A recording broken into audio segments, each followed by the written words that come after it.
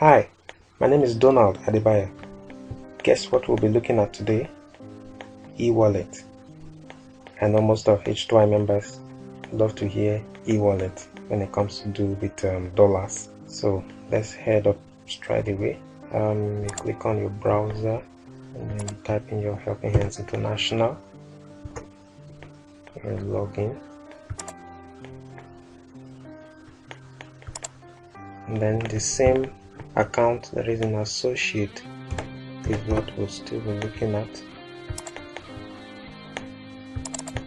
Okay, from here I'll jump into my account for security reasons, and here we are in our, like I said before, this is what we'll be looking at, our e-wallet section. You'll be seeing your transaction history, your e-wallet balance, how to transfer your fund, and how to withdraw to your local bank. Now, for those of you that watched my previous tutorial, you discover that in the total balance of this account there was no money. It was 0.0, 0.0 here.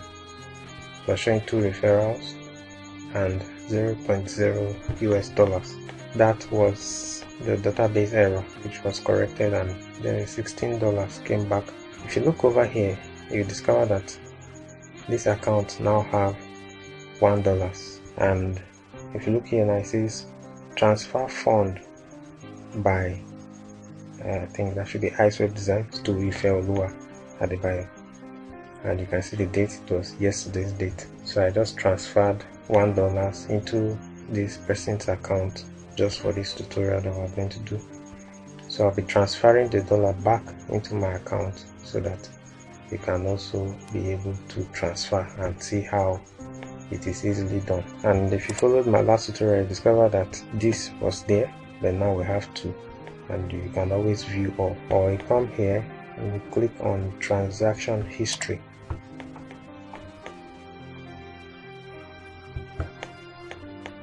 And over here, see that we have sender's name, divided by receiver's name, Web Designs, credit, 0, and the debit. And this is the one I sent yesterday from Web Designs to Ife Adebayo.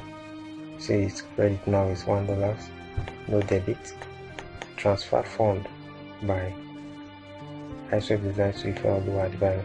See the date. Alright, so that is how you see your transaction histories. Now, to view your balance, you just click on e-wallet balance, and to show you the amount you have. In your dashboard, we saw where we have our e-wallet account showing us $1. It's still the same thing that you have over here. So now if we go down to the e-wallet transfer, e-wallet fund transfer, this is where you make your transfer to other accounts, that is other H2I accounts. If you want to transfer your fund, once you click on e-wallet section, you come down to e-wallet fund transfer. So I'm going to click on there, and as you can see, it says e-wallet balance is $1, and then it says enter recipient user ID, that is the user name of the person that you want to send your money to, that is whatever dollars you want to send. Now this part is where I want you to pay serious attention, because if you make a mistake here, you send money into somebody else's account that you might not know or you might not be able to trace. So first thing you do, when you come into the box, you enter the username of your recipient. For example, you're transferring back to Web Designs, so I'm going to enter Web Designs. Now once you have entered the username, make sure you click out of the box like this, and you see this scrolling will load, and then search the database for the name of this user. As you can see now, it has brought out the username as Adebayo Abiade. Now once you have confirmed that this name corresponds with this username, that's when you can proceed. But if it doesn't correspond, then you need to take a pause, go back, click, enter the username, and make sure that it's a username. For example, if it doesn't show up, click inside this box and click out again to reload. That is almost like you're telling it to reload. Once you click inside and you click out, you're telling it to reload. So if you want, you can even do this like 3 times for you to be sure that that's the actual name, because when it comes to dollars, you don't joke with it. So now over here it says enter amount to transfer. So you click inside the box, and for sure it's $1 that you're going to transfer, because that is what you have over here. If you have more than that, you know you can still transfer more. I'm just using this as an example. So once you are done, you come here and then you enter your transaction password, the one you filled in when you filled your form. So I'm going to enter mine now. So after entering the transaction password, you just click on transfer. So it asks you e-wallet fund transfer confirmation, confirm user ID, username, iSwap designs, confirm amount to transfer $1. Once you are sure of this, then you can click on transfer, which I will do now. And you will see it says fund transferred successfully. So we have successfully transferred this fund to iSwap designs. This is still tells you here fund transferred successfully. Now if you look at your balance, it's showing us 0.00 USD. That means it has actually gone into iSwap designs account.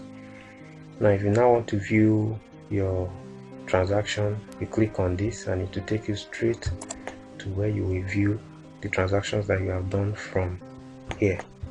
As you can see now, it says e-wallet transaction history. Now you know if you come here, it's giving you the whole transaction history, but here it shows you the e-wallet transaction history. So if you look at it, fund was transferred from iSwap designs and it was sent back to iSwap designs. So that's the credit and the debit. And if you see the status, it shows you paid. So if iSwap design should check his account now, discover that $1 has been transferred into his account. So now let's look at the last part, which is your withdrawal, withdrawing your e-wallet from your account into your local bank. Alright, if you look here now, it says withdrawal request amount, no data available in this table because no withdrawal have been made with this account. But for you to be able to withdraw your dollars into your local bank, then you come up here and click new request.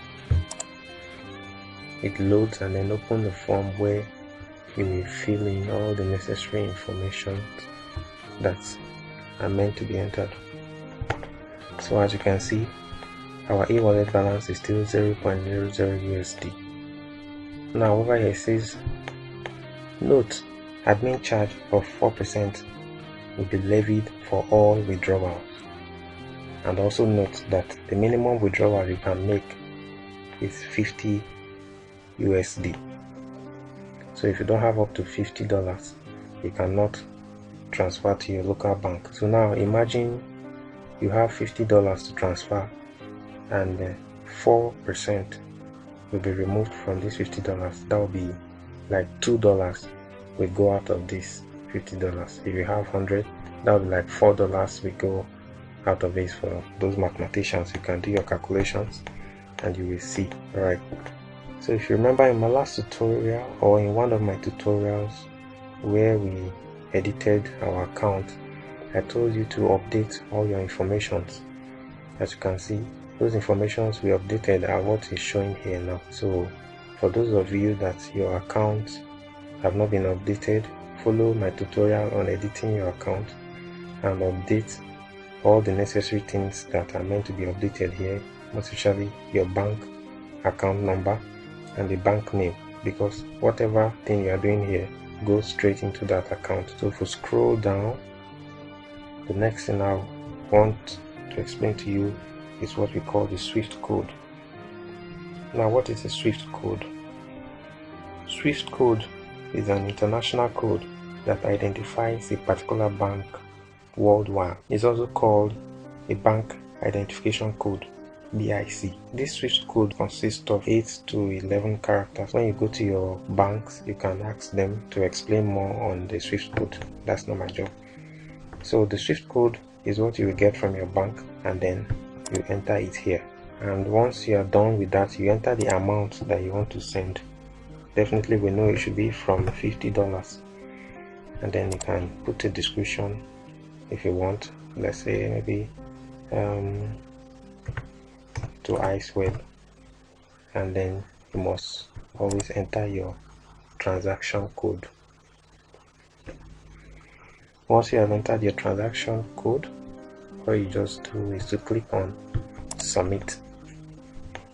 So any information that you have not filled properly, you see this box here will ask you to fill a particular code that is missing out. So once you have done that, it will send the money into your local bank.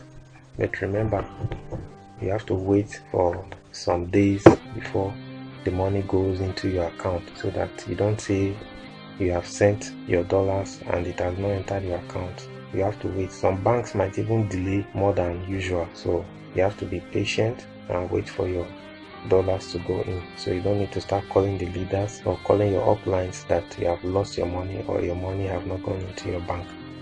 But the main thing is make sure you follow all these procedures properly, and everything will go well as you have planned it. So when you get to your bank to get your SWIFT code, you can ask other questions like their own levy, or if they are going to do any other thing, or if you need anything that will help you out with your transfer from your e-wallet account, and they will give you all the necessary details that you need.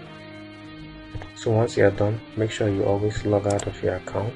Click on your name over here, and then you click on log out. Thank you for listening. I remain your tutor and your IT consultant, Donald Adebayo.